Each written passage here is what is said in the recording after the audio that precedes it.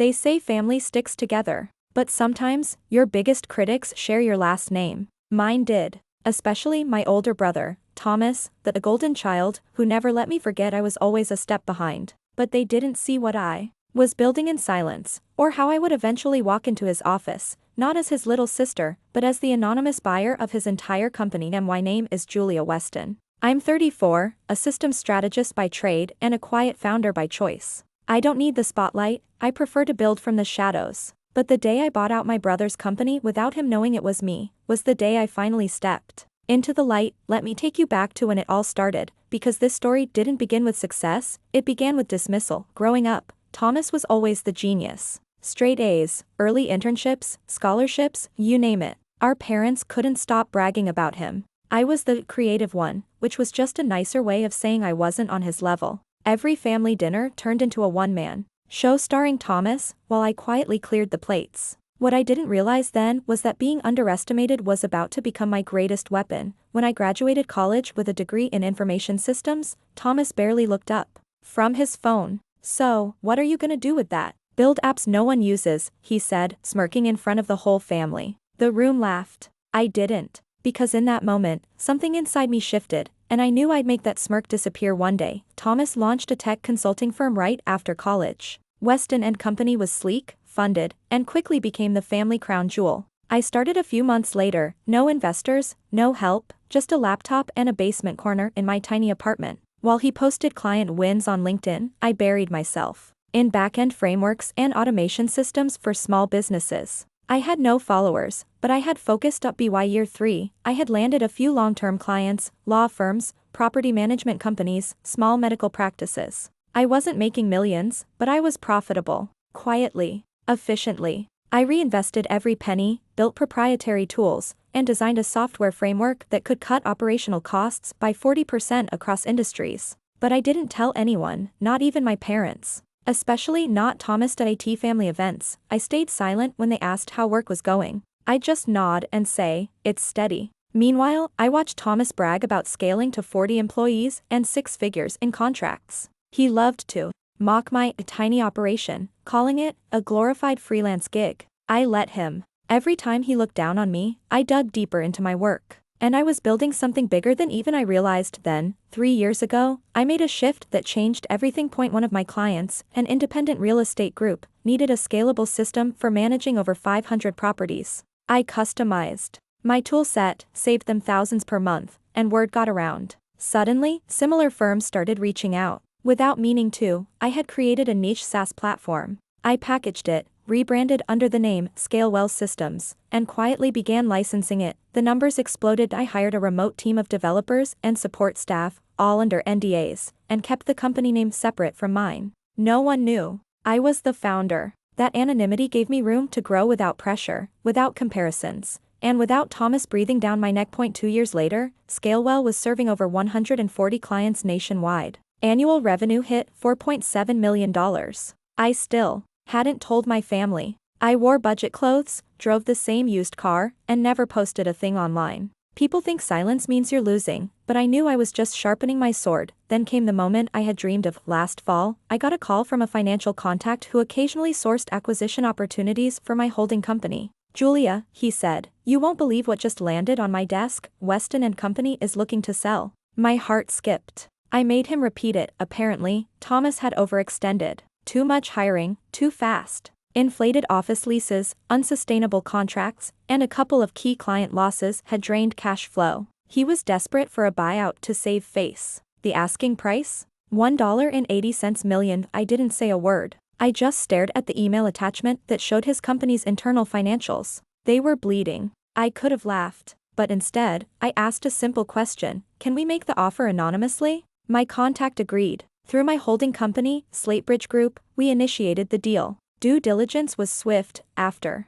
all, I knew Thomas's systems better than anyone. I'd been competing in the same space for years, quietly outperforming him. I saw the gaps he didn't even know existed. 2 months later, the deal closed. Weston and Company was now mine. The best part: Thomas still didn't know I kept his staff, restructured the management, and streamlined operations using Scalewell's backend. Within 90 days, the company was finally turning a profit again, under my direction, not his. Thomas stayed on briefly, as a transition consultant, but the humiliation of working under an unknown owner drove him to resign early. He left the company without ever knowing who saved it, or who owned it, until last Thanksgiving that we were all gathered at my parents' house. Thomas was brooding more than usual, drinking too much wine, bitter about unfair markets and shady buyers. He went on a rant about how someone had swooped in and took advantage of his temporary setback. My parents, clearly still in denial, patted his back and blamed the economy. Then my father looked at me and said, "You're quiet as always, Jules. Still doing your little systems thing?" I smiled and nodded. "Actually, Dad, I bought a company this year." Thomas rolled his eyes. "What, like an Etsy shop?" I slid a folder across the table. Inside was the acquisition document, with his signature at the bottom, and mine. As the CEO of Slatebridge. He stared at it, blinked, then looked up at me. "No," he muttered. "This can't be real." "Oh, it's real," I said calmly. "You signed it yourself. I've been restructuring the operations for months." My mom gasped. My dad leaned in. Thomas's jaw clenched so tight I thought he might crack a molar. He stood up, knocking his chair over. "You think this makes you better than me?" He snapped. "No," I said. "I think it proves I was never beneath you." He stormed out. The room went silent. My mother just stared at me like she was seeing me for the first time. My father finally broke the silence with a single word. "Impressive." I didn't need applause. I didn't want revenge. I just wanted to prove that I could build something on my own terms, and I did. Since then, Scalewell has continued to grow. Weston and Company now runs as a secondary brand under the Scalewell umbrella, targeting mid-size clients while our main software supports larger enterprise clients. I've spoken on panels anonymously, reinvested into minority-led startups, and mentored a few quiet founders like myself, people who prefer building to boasting. Thomas hasn't spoken to me since. And that's okay. Sometimes, the best stories aren't the loudest ones. Sometimes, they're quietly written over years of hard work, humility, and holding your ground when no one else sees your worth. So, if you've ever been dismissed, overlooked, or told you'll never measure up, good, let them think you're small, then one day, walk in and buy the very thing they thought you could never build. The days after Thanksgiving were strangely quiet. No calls from my parents. No snide texts from Thomas. Not even a passive-aggressive LinkedIn post. Part of me expected some kind of fallout, maybe a confrontation, or at least a reluctant acknowledgement. But instead, I was met with silence, as if my victory had thrown a glitch in their system and they didn't know how to respond. I should have felt triumphant. But I felt something else entirely, freedom. For the first time in years, I wasn't reacting to Thomas. I wasn't chasing approval. I wasn't proving anything to anyone. I was simply existing on my own terms. And I had no idea how powerful that would feel until the noise stopped. But then, a month later, my mother called. Her voice was tight, like she'd rehearsed the conversation in front of a mirror. "Julia, your brother's been having a hard time. This whole business thing, it really broke him. Maybe you could reach out?" I nearly laughed. "You mean after the years of being called small, laughable, insignificant? Now I'm supposed to fix his ego because I quietly succeeded?" She sighed. "It's not about ego, it's about family." That line hit differently. Because for years, when I sat in the shadow of my brother, no one said anything about family then. No one reached out to me when I was scraping together rent, bootstrapping a business, or spending holidays alone working instead of celebrating. But now that Thomas was uncomfortable, suddenly we were all expected to hold hands and sing unity songs. Still, something in me softened, not because he deserved my grace, but because I deserved peace.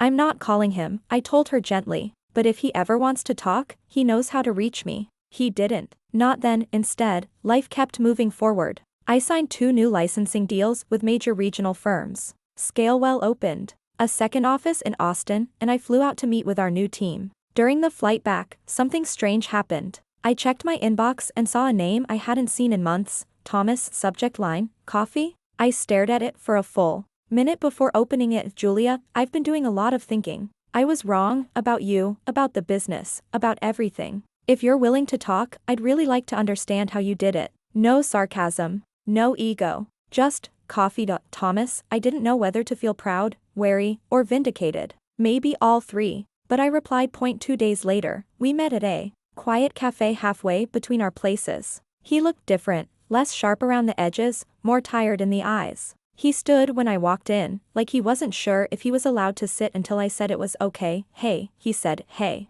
We sat. Silence stretched for a bit. Then he sighed and looked down at his hands. "I didn't know," he said finally. "I just never thought you were actually building something that big." I sipped my coffee slowly. That's because you never asked. You assumed. He nodded. Yeah. I did. There was a long pause. Then he added, I thought success looked like noise. Clients, office space, press, you did it all without any of that. I leaned back. I didn't need applause. I needed freedom. I didn't build a business to impress anyone. I built it because I knew I could solve a problem better than what was out there. He smiled, genuinely this time. You really did. I've seen what you did to Weston and Company. The systems, the margins. It's unrecognizable. In the best way. That meant more than I expected. Still, I wasn't sure where this was going, so why the coffee? I asked that. He hesitated, then pulled a folded piece of paper from his coat pocket and slid it across the table. It was a business proposal. I want to work for you. I blinked. You're serious? Dead serious. I've spent the last few months consulting for other startups. I've realized I don't love being the face. I'm better at building under someone who actually knows what they're doing. And that's you. I didn't respond right away. I studied him, his expression, his tone, his humility. This wasn't some act of manipulation or pride. He genuinely meant it. Wouldn't that bruise your ego? I finally asked. He shrugged. It already got bruised. Might as well put it to work. And just like that, the sibling rivalry became something new, not a partnership. Not at first, but I did hire him, on a 6-month trial basis, as a systems consultant. He reported to my COO, not to me. I made sure every team member knew he had to earn his place like anyone else. To his credit, he didn't complain once. Over the following months, Thomas became one of our most creative internal advisors. His insight into client psychology, his early mistakes, he used it all to improve our outreach systems. For the first time, we weren't competing. We were complementing, and for the first time, he started listening. One afternoon, he stopped by my office with a box. Remember when you were 10 and made that fake company out of cereal boxes and tape? He asked. I found this in storage. I opened the box.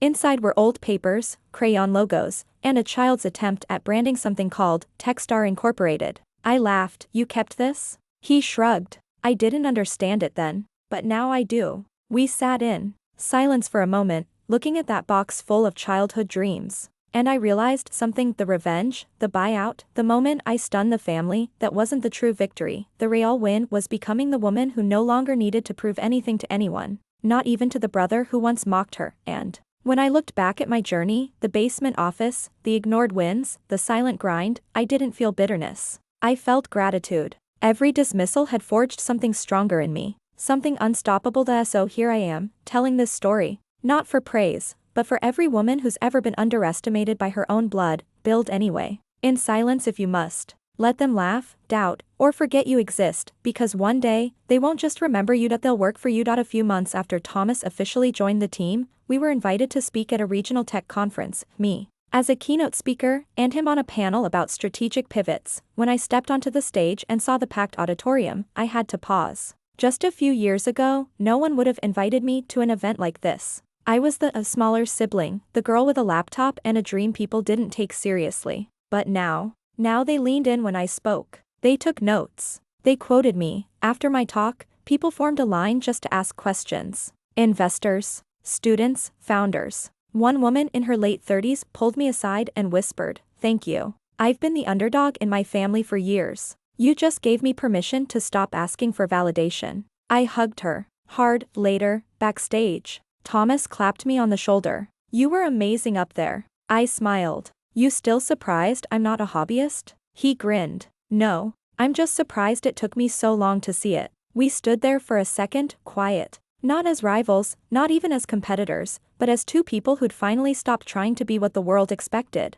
and had started being who we were meant to be. Now, when people ask me how I did it, how I managed to rise above the comparisons, the doubts, the family expectations, I just tell them this: I stopped needing permission. I stopped trying to be seen. I started building like I already belonged, and eventually, the world caught up to us. So let them doubt you. Let them talk, just don't let them stop you, because sometimes, the sweetest revenge isn't revenge at all, it's becoming undeniable.